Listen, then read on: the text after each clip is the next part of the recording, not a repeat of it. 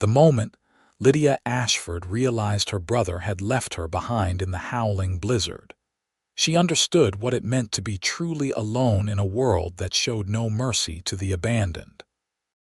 She had been walking beside the wagon just minutes before, her skirts heavy with snow, trying to keep pace with the horses as they struggled through drifts that reached past her knees. The wind had been screaming across the Kansas plains since dawn, transforming the landscape into a white void where earth and sky became indistinguishable. Her brother Thomas had been driving, hunched against the storm, and she had called out to him that she needed to stop, that her fingers were going numb even through her gloves. He had nodded, she thought, though perhaps that had been only the jostling of the wagon over the frozen ground. When she had finished adjusting her boot where the snow had gotten inside and looked up again, the wagon was gone, vanished into the white curtain as completely as if it had never existed. She had screamed his name until her throat was raw, stumbling forward in what she believed was the right direction. But there was no right direction anymore. There was only the wind and the cold and the terrible realization that Thomas had not heard her, or worse, had not cared to wait. It was December of 1873, and Lydia had been traveling with her brother from Missouri to their uncle's ranch near Hays City. Their parents had died the previous spring, leaving Thomas the farm and Lydia with nothing but the expectation that she would make herself useful to whichever relative would take her in. Thomas had made it clear during the journey that he considered her a burden, another mouth to feed in a year when the crops had failed and money was scarce. She had not imagined he would abandon her deliberately, but as the minutes stretched into what must have been an hour, she began to wonder if perhaps he had seen an opportunity and taken it. Her feet were losing sensation. She could no longer feel her toes, and her hands had progressed beyond pain into a frightening numbness that made it difficult to keep her shawl wrapped around her shoulders. The world was growing dim, though whether from the storm or from her own fading consciousness, she could not tell. She sank to her knees in the snow, and some distant part of her mind recognized that this was how people died in blizzards, that she should keep moving, but her body would no longer obey. She did not hear the horse approach. The wind swallowed all sound except its own fury. But suddenly there were hands on her shoulders, strong and sure, and a voice cutting through the storm. "Can you stand? I need you to try to stand." She looked up into a face she could barely see, obscured by a thick scarf and a hat pulled low, but she saw his eyes, dark and intense with an urgency that penetrated the fog in her mind. "I cannot," she managed through lips that felt frozen solid. "Yes, you can," he said, and there was something in his voice that brooked no argument, a certainty that made her believe him even when her own body insisted otherwise. He pulled her to her feet with an ease that suggested considerable strength, and before she could protest or even fully understand what was happening, he had lifted her onto his horse and swung up behind her. His arms came around her as he took up the reins, and she felt the solid warmth of him at her back, the first warmth she had felt in hours. She leaned into it instinctively, too cold and too frightened to worry about propriety. "Hold on," he said into her ear, and then the horse was moving and she held on because it was all she could do. She lost track of time during that ride. It might have been 10 minutes or an hour. The world remained white and wild, but the man behind her seemed to know where he was going with an unerring sense that defied the conditions. She felt herself drifting, her mind wanting to slip away into unconsciousness, but every time she started to fade, he would tighten his grip on her and say something, anything to keep her present. "Stay with me now. We are almost there. Tell me your name. Come on, tell me your name. Just a little further. You are doing fine. Stay awake." When the building finally materialized out of the storm, it looked like salvation itself. A small cabin, rough-hewn and solid, with smoke rising from a chimney that the wind tried desperately to disperse. He dismounted first, then pulled her down, and when her legs would not support her, he simply lifted her into his arms and carried her to the door. The warmth inside was almost painful after the bitter cold. She gasped as he set her down in a chair near a pot-bellied stove that radiated blessed heat. He moved with quick efficiency, removing her snow-caked shawl and gloves, checking her hands and face with a clinical attention that spoke of experience with frostbite. "Can you feel your fingers?"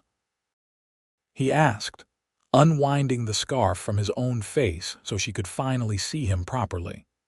He was younger than she had expected, perhaps 25 or 26, with a strong jaw dark with several days of stubble, and those same intense eyes she had glimpsed in the storm. His hair was black and slightly too long, curling at his collar. There was a scar along his left cheekbone, thin and white, and his hands as they examined hers were calloused and capable. "A little," she said, and was surprised to find she was crying. The tears felt hot on her frozen cheeks. "My brother left me. He just left me."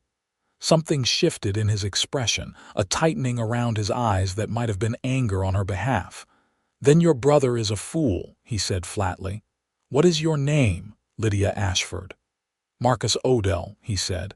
"And you are safe now, Lydia Ashford. I promise you that." She believed him, and that belief alone was enough to let her finally stop fighting. She closed her eyes and let the exhaustion take her. When she woke, she was lying on a bed covered in thick quilts, and the cabin was dim with evening light. The storm still raged outside. She could hear it battering at the walls, but inside was warm and quiet except for the crackling of the fire. She sat up slowly, finding that someone, Marcus presumably, had removed her wet dress and boots and left her in her chemise and petticoat, with her dress hanging near the stove to dry. He was sitting at a rough wooden table, working on something by lamplight. When he heard her stir, he looked up. "How do you feel?" he asked. "Better," she said, and it was true. Her hands and feet tingled painfully as sensation returned, but she was warm and alive, and that seemed like a considerable accomplishment. "Thank you for finding me. I thought I was going to die out there." "You would have," he said matter-of-factly. "Another hour and the cold would have taken you." He stood and brought her a cup of something hot. "Coffee. Drink it slowly." She wrapped her hands around the cup, savoring the warmth, and took a careful sip. It was strong and bitter and absolutely wonderful. "How did you find me?" "I was checking on my horses when the storm hit. I have a small herd in a box canyon about 2 miles from here. I was heading back when I saw something dark against the snow. When I got closer, I realized it was a person." He settled back into his chair, studying her with an expression she could not quite read. "You said your brother left you. What happened?" She told him the whole story, from their parents' death to Thomas's resentment to the moment she had looked up and found herself alone. As she spoke, she watched his face grow harder, a muscle ticking in his jaw. "He will realize you are gone," Marcus said when she finished. "He will come back." But the way he said it suggested he did not believe it, and if she was honest with herself, neither did she. Thomas had been looking for a way to be rid of her since their father's funeral. The storm had simply provided him with a convenient opportunity and a ready excuse. "Perhaps," she said quietly, "or perhaps he will tell our uncle I died in the storm and that will be the end of it. You have no other family. No one who wants the burden of an unmarried woman with no prospects and no dowry." He was quiet for a moment, then stood and moved to the stove where something was simmering in a pot. "You are not a burden," he said as he ladled stew into 2 bowls. "And any family that would see you that way is not worth having." The fierce certainty in his voice startled her. They were strangers, He owed her nothing, and yet he spoke as if her worth was self-evident, as if the very suggestion that she might be unwanted offended him personally. They ate together in companionable silence, and afterward, she insisted on cleaning the dishes despite his protests. It felt good to be useful, to do something ordinary and domestic after the terror of the storm. As she worked, she studied the cabin with growing curiosity. It was small but well built, with one large room that served as both living space and bedroom. There was the pot-bellied stove, the table and chairs, the bed where she had slept, and another narrow cot against the far wall. Shelves held supplies and books, more books than she would have expected, and there were signs everywhere of a life lived alone but not without comfort or order. "How long have you lived here?" she asked. 3 years. I came to Kansas after the war, looking for land and a fresh start. I have a claim about 5 miles east of here, near Hays City, where I am building a house and starting a ranch. This cabin is just for when I am working with the horses in this area. You were in the war. She knew she should not ask. That men often did not want to talk about those years, but curiosity got the better of her. "I was," he said, and his tone suggested that was all he would say on the subject. Then, perhaps because she looked disappointed, he added, "I joined when I was 17. Fought for the Union. Lost friends, saw things no one should see, and came out the other side determined to find a place where I could live quietly and not have to kill anyone ever again." The rawness in his voice caught at something in her chest.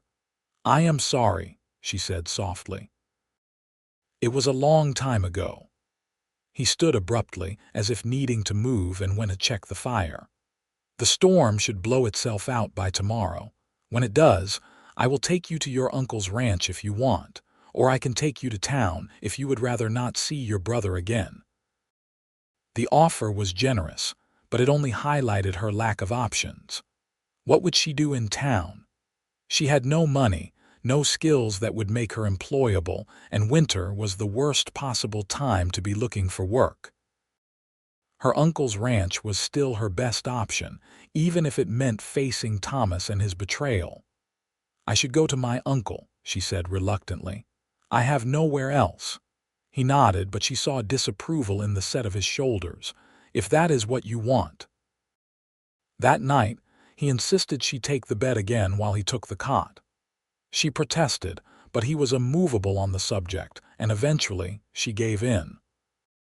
As she lay in the darkness listening to the storm and the quiet sound of his breathing from across the room, she found herself thinking about the strangeness of the situation. 24 hours ago, she had not known Marcus Odell existed. Now she was sleeping in his cabin, dependent on his kindness, and feeling safer than she had felt in months. The next morning, the storm had indeed passed, leaving behind a world transformed into a crystalline wilderness. The snow lay in deep drifts, pure white and blindingly bright under a pale winter sun. Marcus went out first to check on his horse and to dig a path to the small stable he had built against the side of the cabin.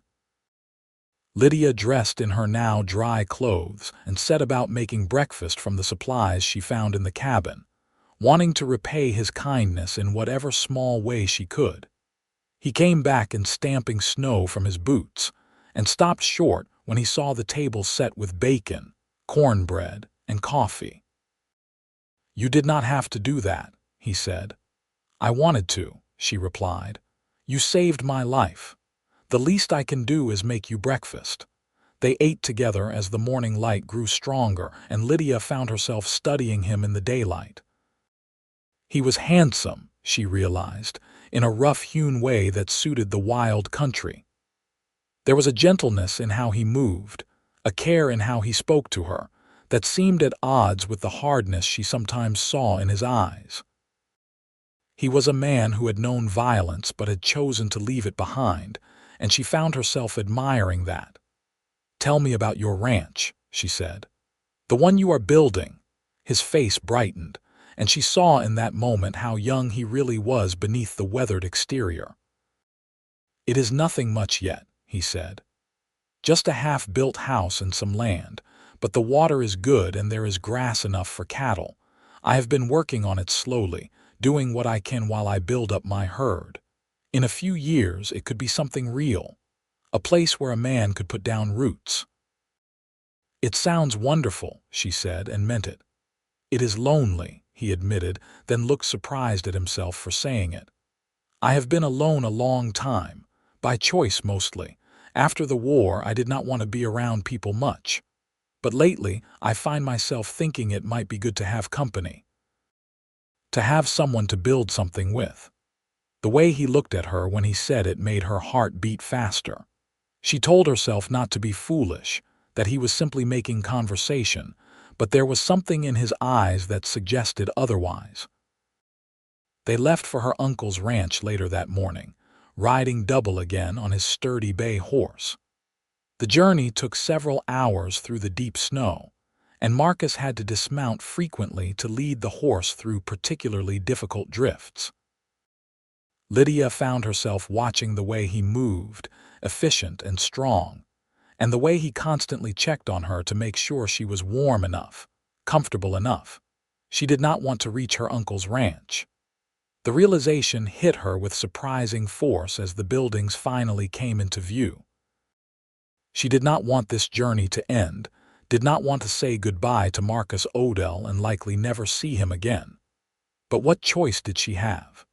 She was a woman with no resources and no power, and he was a man who had shown her kindness in a crisis. That did not mean he wanted her in his life permanently. Her uncle's ranch was larger than she had expected, with a sprawling main house and several outbuildings.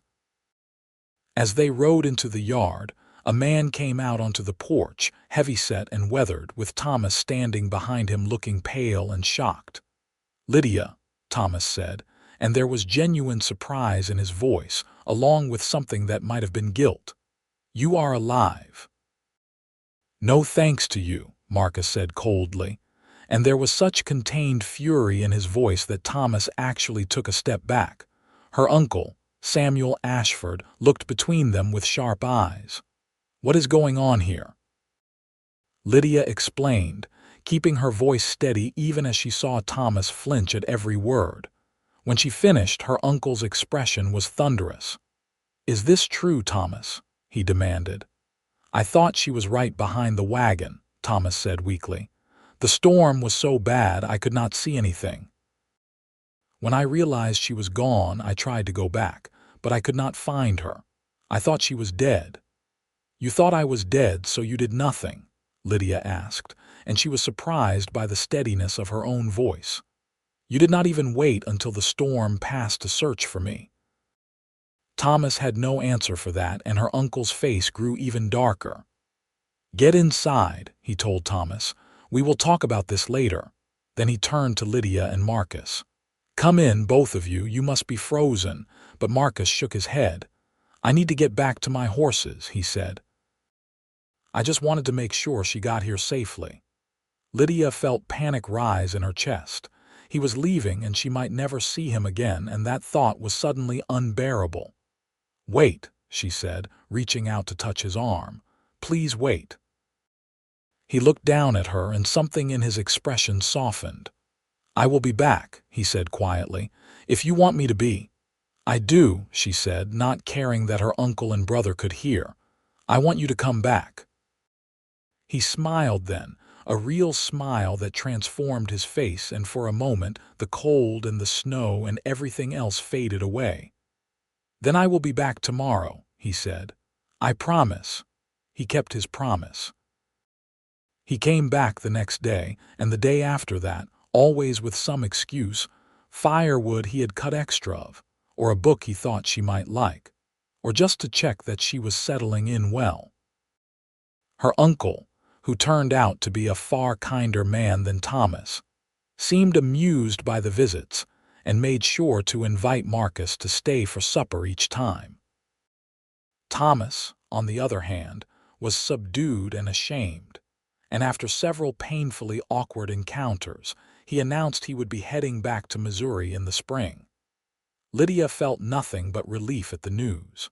Whatever bond had existed between them had been severed the moment he left her in the storm. As the weeks passed and winter deepened, Lydia found herself falling in love with Marcus Odell. It was not a sudden thing, not a lightning strike, but a gradual warming, like the sun rising over the snow-covered plains. She loved the way he listened when she spoke, really listened, as if her thoughts and opinions mattered. She loved his quiet strength, the way he was gentle with animals and children but could stare down a grown man without flinching. She loved the way he smiled at her, rare and precious, and the way he said her name as if it were something valuable. She thought, hoped, that he might feel the same. There were moments when she would catch him watching her with an expression that made her heart race, or when their hands would brush, and he would hold on just a moment longer than necessary. But he never said anything, never crossed the line from friendship into something more, and she began to wonder if she was imagining it all. It was late January when everything changed. Marcus had been at the ranch helping her uncle repair a fence damaged by the weight of snow, and afterward, Lydia had walked with him to where he had left his horse. It was a clear evening, cold but beautiful, with stars beginning to emerge in the darkening sky. "Lydia," he said, and there was something in his voice that made her stop and look at him. "I need to tell you something, and I am not sure how to say it, so I am just going to say it plain. I am in love with you. I have been falling in love with you since the moment I found you in that storm, and it is driving me half mad not saying anything. But I know I do not have much to offer. My ranch is not finished, and I cannot give you the kind of life a woman like you deserves, not yet. So if you do not feel the same, or if you want to wait until I have more to offer, I will understand. But I needed you to know. I needed you to know that you are the most extraordinary person I have ever met, and I would count myself the luckiest man alive if you would even consider letting me court you properly." For a moment, she could not speak. Joy rose up in her so fierce and sudden that it stole her breath. Then she laughed, bright and clear in the cold air, and saw his face fall, saw him misunderstand. "No," she said quickly, reaching for his hands. "I am not laughing at you. I am laughing because I have been in love with you for weeks, and I thought you saw me as nothing more than a woman you helped once. Marcus, you saved my life. You gave me warmth when I was freezing, safety when I was abandoned, and kindness when I needed it most. And then you kept coming back, day after day, and I realized that what I was feeling was not just gratitude. I love you. I love your strength and your gentleness and the way you look at the world like you are always searching for something beautiful in it. I do not care if your ranch is unfinished or if you think you do not have enough to offer. You are enough. You have always been enough."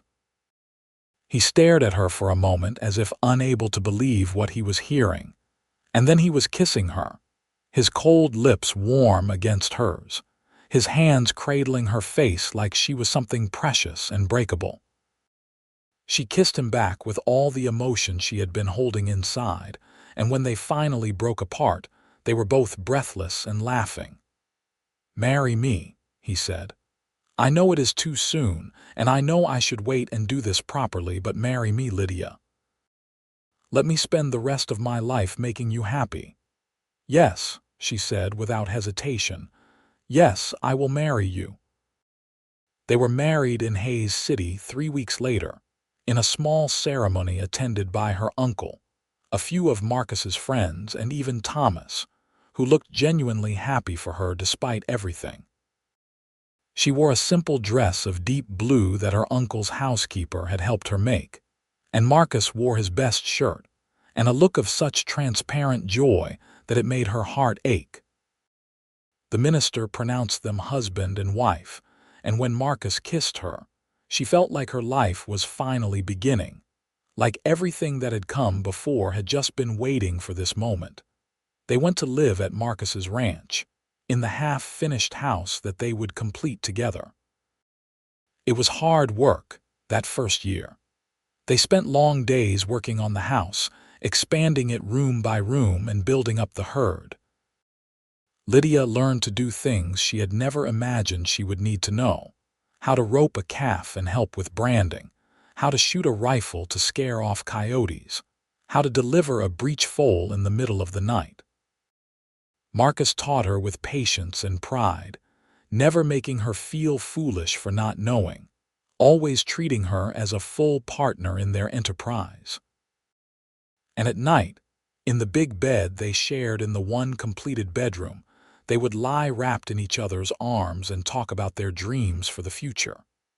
He told her about the war, finally, about the things he had seen and done, and the nightmares that still sometimes woke him in the darkness. She held him through those nights and loved him more for trusting her with his pain. She told him about her childhood, about her mother who had been kind but distant, and her father who had valued sons and seen daughters as disappointments. She told him how Thomas had been their father's favorite, and how she had always felt like she was not quite good enough, not quite what was wanted. "You are everything," Marcus told her fiercely. "You are everything I never knew I needed.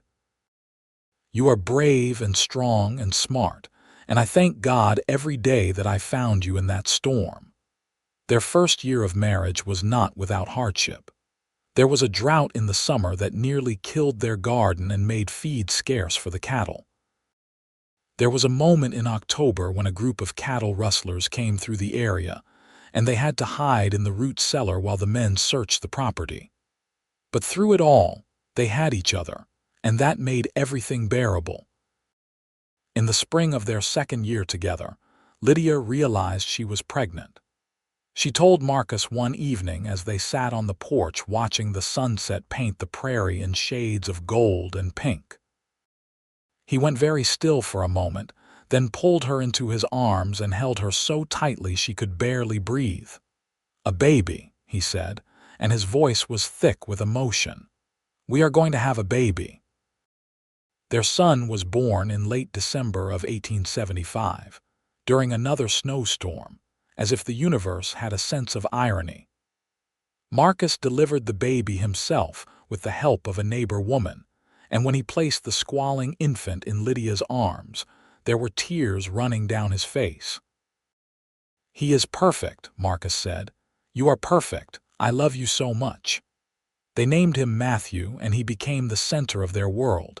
Marcus was a devoted father, patient and playful, and Lydia loved watching the two of them together.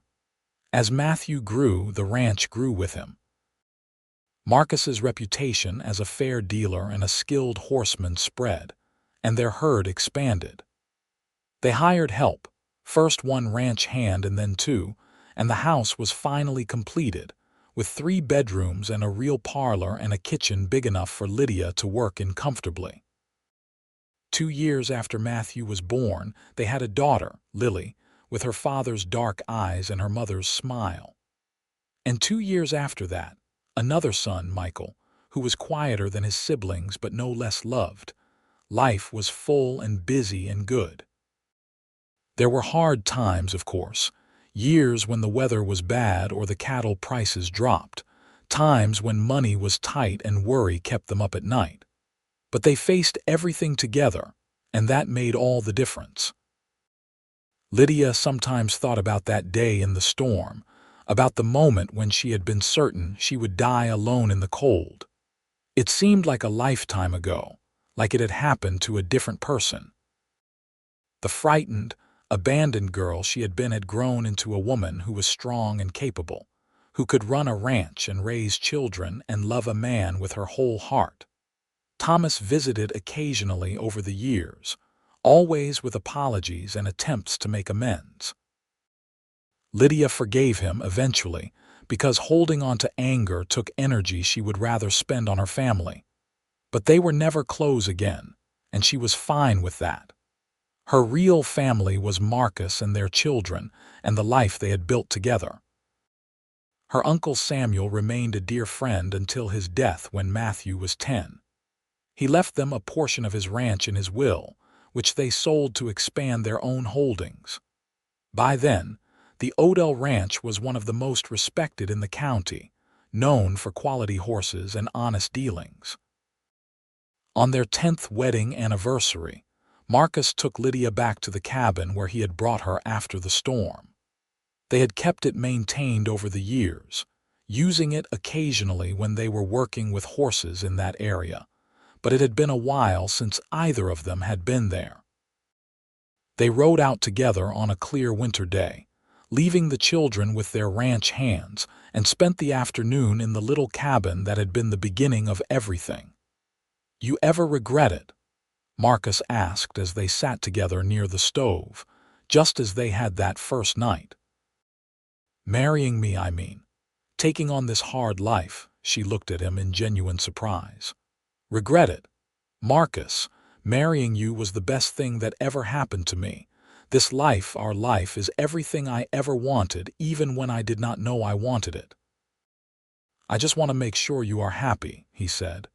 "You are the most important thing in the world to me, and if there is anything you need, anything you want." She kissed him, silencing his words. "I am happy," she said. "I am so happy I cannot imagine being any happier.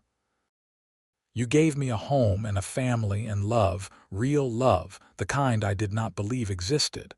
You gave me a life worth living." He held her close, and she could feel his heart beating against hers, steady and strong. "I am the one who should be grateful," he said. "You took a chance on a rough cowboy with nothing much to offer but a half-built house and a lot of hope. You made me believe in the future again.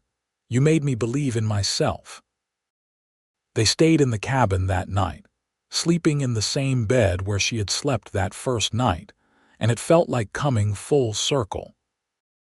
They made love slowly and tenderly, and afterward they lay wrapped in each other's arms and talked until dawn about everything and nothing, the way they always had. When they rode back to the ranch the next morning, the sun was bright on the snow, and Lydia felt a deep contentment settle over her. This was her life, this beautiful, imperfect, wonderful life, and she would not change a single moment of it. The years continued to pass in a blur of seasons and milestones. Matthew grew into a young man as steady and strong as his father, taking on more responsibility at the ranch with each passing year. Lily proved to have a gift with horses that rivaled Marcus's own, and Michael, their quiet youngest, surprised everyone by becoming a teacher, traveling to Kansas City for training, and then returning to open a small school in Hays City.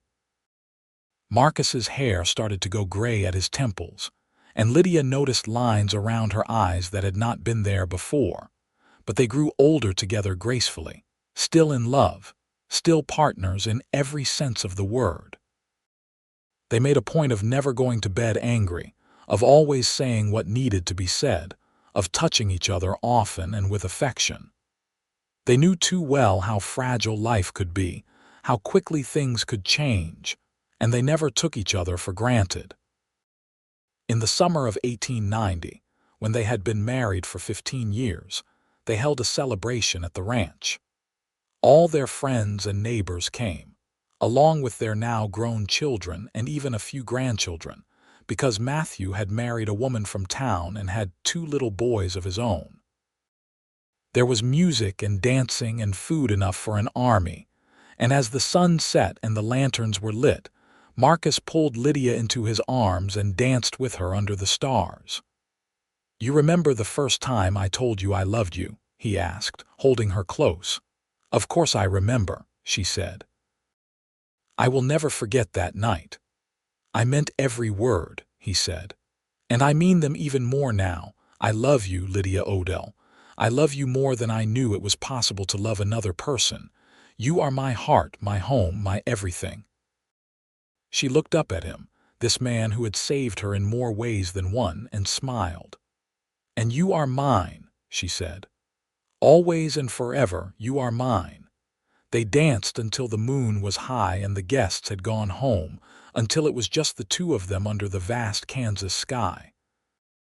And as Marcus led her back to the house they had built together, Lydia thought about the girl she had been, lost and freezing and abandoned in a snowstorm, and the woman she had become, found and warm and deeply, impossibly loved.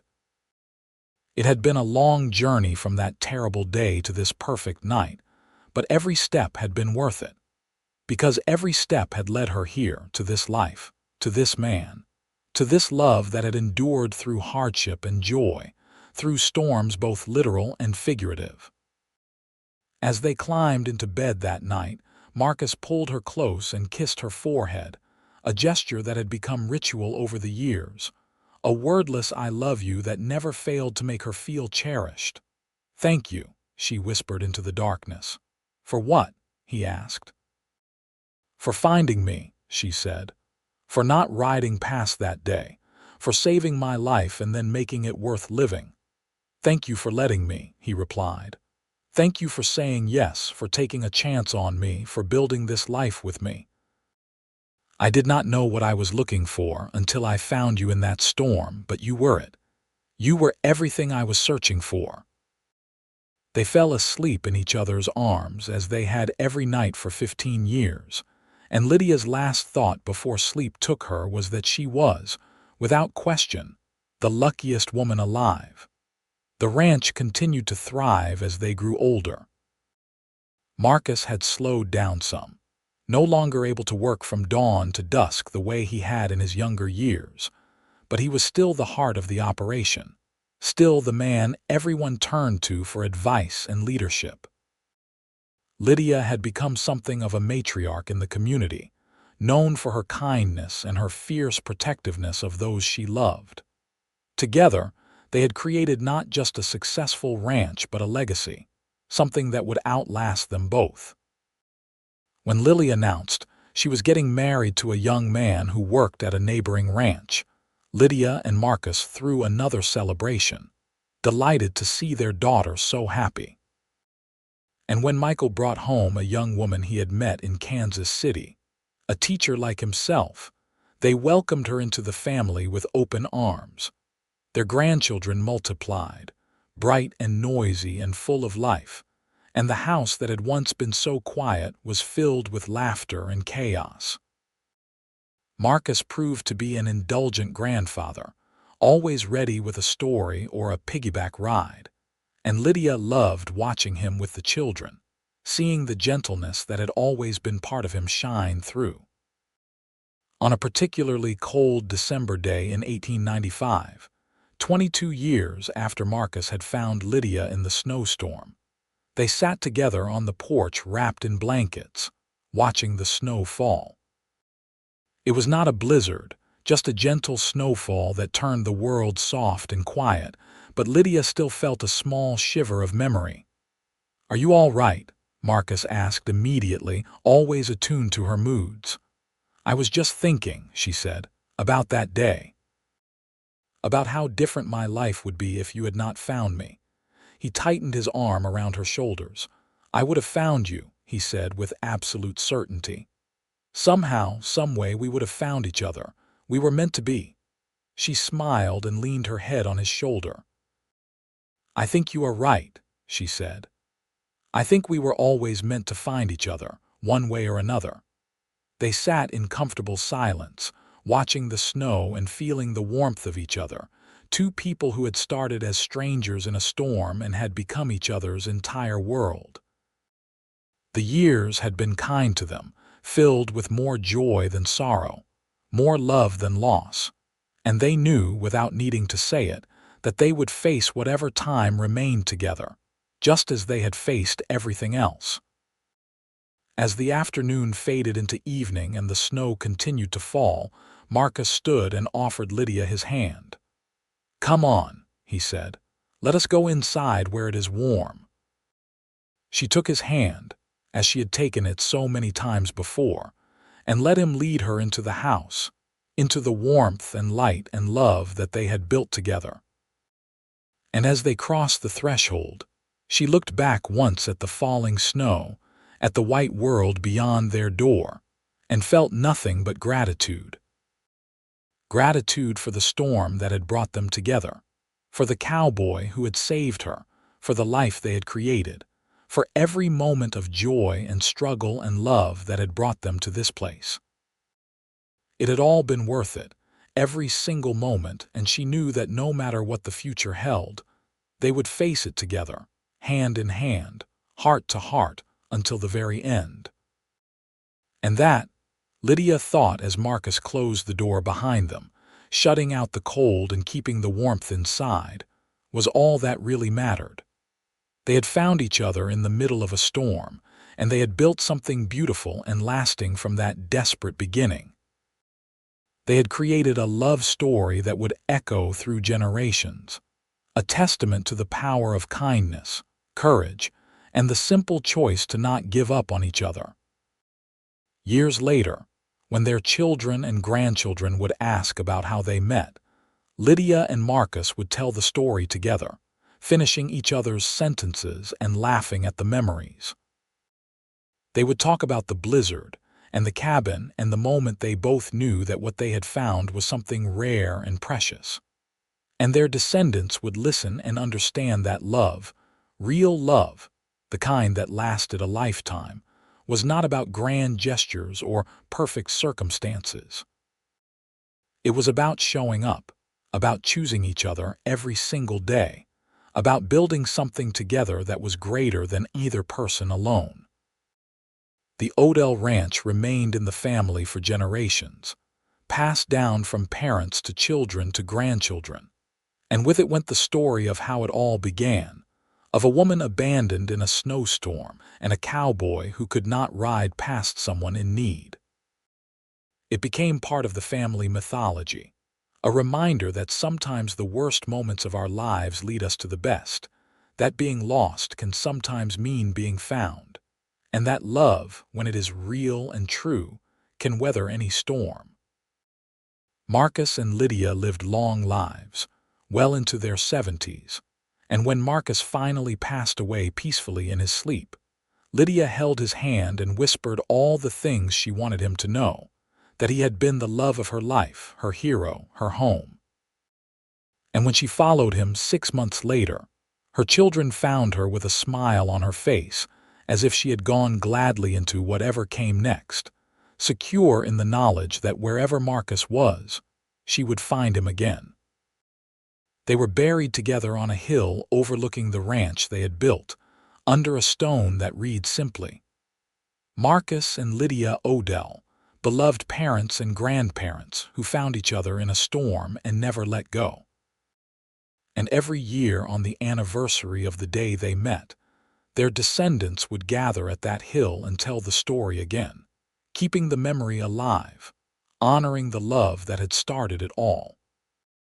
Because that was what mattered in the end, not the hardships they had faced or the struggles they had overcome, but the love they had built and nurtured and protected through all the years of their lives together. That was their legacy. That was what they left behind, a love story for the ages, born in the Wild West during a snowstorm, when a brother's cruelty became the catalyst for a love that would span decades and generations. And somewhere, in whatever comes after this life, Marcus and Lydia found each other again, just as they always knew they would, ready to face eternity together with the same courage and devotion they had shown in life. Two souls who had been tested by the storm and emerged stronger, forever bound by the choice they had made to save each other, to love each other, to build a life worth living together.